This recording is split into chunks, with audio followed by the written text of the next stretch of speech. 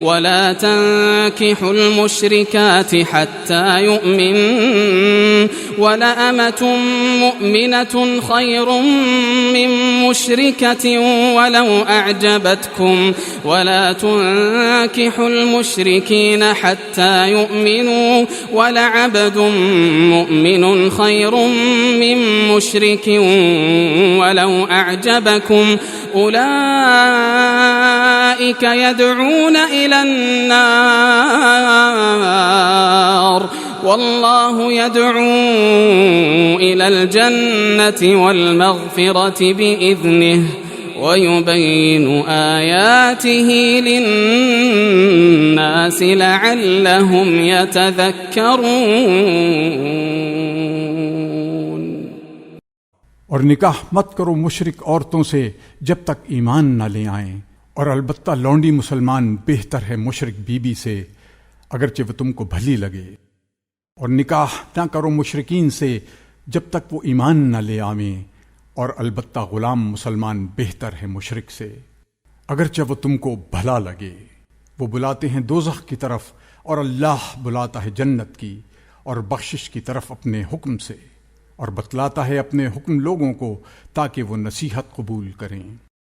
وَيَسْأَلُونَكَ عَنِ الْمَحِيضِ قُلْ هُوَ أَذًى فَاعْتَزِلُوا النِّسَاءَ فِي الْمَحِيضِ وَلَا تَقْرَبُوهُنَّ حَتَّى يَطْهُرْنَ فَإِذَا تَطَهَّرْنَ فَأْتُوهُنَّ مِنْ حَيْثُ أَمَرَكُمُ اللَّهُ إِنَّ اللَّهَ يُحِبُّ التَّوَّابِينَ وَيُحِبُّ الْمُتَطَهِّرِينَ۔ اور تجھ سے پوچھتے ہیں حکم حیض کا، کہہ دے وہ گندگی ہے، سو تم الگ رہو عورتوں سے حیض کے وقت، اور نزدیک نہ ہو ان کے جب تک پاک نہ ہوویں، پھر جب خوب پاک ہو جاویں تو جاؤ ان کے پاس جہاں سے حکم دیا تم کو اللہ نے، بے شک اللہ کو پسند آتے ہیں توبہ کرنے والے اور پسند آتے ہیں گندگی سے بچنے والے۔ نساؤكم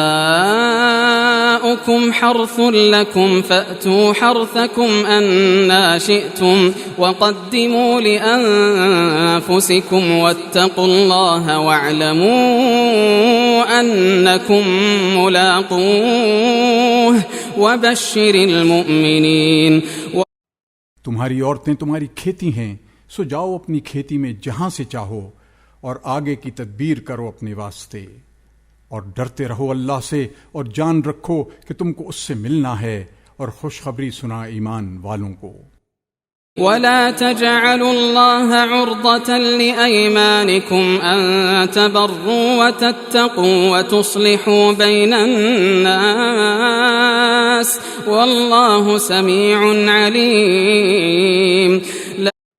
اور مت بناؤ اللہ کے نام کو نشانہ اپنی قسمیں کھانے کے لیے کہ سلوک کرنے سے اور پرہیزگاری سے اور لوگوں میں صلح کرانے سے بچ جاؤ، اور اللہ سب کچھ سنتا جانتا ہے۔ لا يؤاخذكم الله باللغو في أيمانكم ولكن يؤاخذكم بما كسبت قلوبكم والله غفور حليم۔ نہیں پکڑتا تم کو اللہ بےہودہ قسموں پر تمہاری، لیکن پکڑتا ہے تم کو ان قسموں پر کہ جن کا قصد کیا تمہارے دلوں نے، اور اللہ بخشنے والا تحمل کرنے والا ہے۔ للذين يؤلون من نسائهم تربص 4 أشهر فإن فاءوا فإن الله غفور رحيم۔ جو لوگ قسم کھا لیتے ہیں اپنی عورتوں کے پاس جانے سے، ان کے لیے مہلت ہے 4 ماہ کی، پھر اگر باہم مل گئے تو اللہ بخشنے والا مہربان ہے۔ وَإِنْ عَزَمُوا الطَّلَاقَ فَإِنَّ اللَّهَ سَمِيعٌ عَلِيمٌ۔ اور اگر ٹھہرا لیا چھوڑ دینے کو تو بے شک اللہ سننے والا جاننے والا ہے۔ والمطلقات يتربصن بأنفسهن 3 قروء ولا يحل لهن أن يكتمن ما خلق الله في أرحامهن إن كن يؤمن بالله واليوم الآخر وبعولتهن أحق بردهن في ذلك إن أرادوا إصلاحا ولهن مثل الذي عليهن بالمعروف وللرجال عليهن درجة والله عزيز حكيم. اور طلاق والی عورتیں انتظار میں رکھیں اپنے آپ کو 3 حیض تک، اور ان کو حلال نہیں کہ چھپا رکھیں جو پیدا کیا اللہ نے ان کے پیٹ میں، اگر وہ ایمان رکھتی ہیں اللہ پر اور پچھلے دن پر، اور ان کے خاوند حق رکھتے ہیں ان کے لوٹا لینے کا اس مدت میں اگر چاہیں سلوک سے رہنا. اور عورتوں کا حق ہے جیسا کہ مردوں کا ان پر حق ہے دستور کے موافق، اور مردوں کو عورتوں پر فضیلت ہے، اور اللہ زبردست ہے تدبیر والا. الطلاق مرتان فإمساك بمعروف أو تسريح بإحسان ولا يحل لكم أن تأخذوا مما آتيتموهن شيئا إلا أن يخافا ألا يقيما حدود الله فإن خفتم ألا يقيما حدود الله فلا جناح عليهما فيما افتدت به تلك حدود الله فلا تعتدوها ومن يتعد حدود الله فأولئك هم الظالمون.